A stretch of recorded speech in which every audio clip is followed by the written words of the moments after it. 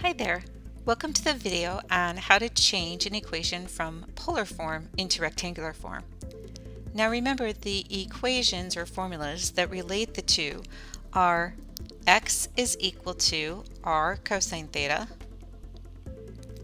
y is equal to r sine theta, and x squared plus y squared is equal to r squared. Now when we first look at our polar equation, we see that we don't have any direct substitutions the way it's written.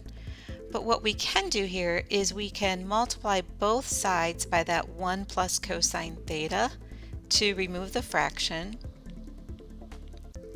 So we'll have r times 1 plus cosine theta is equal to 2. Distribute the r times 1 is r, plus r cosine theta is equal to 2. And then we notice that this r cosine theta is what we can replace x for. And then our r, well, what we can do for that is if x squared plus y squared is equal to r squared, then r is equal to the square root of x squared plus y squared.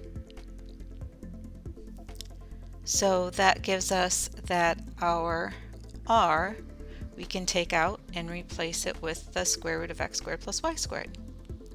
So now we have square root of x squared plus y squared plus x is equal to 2, and that is our equation written in rectangular form.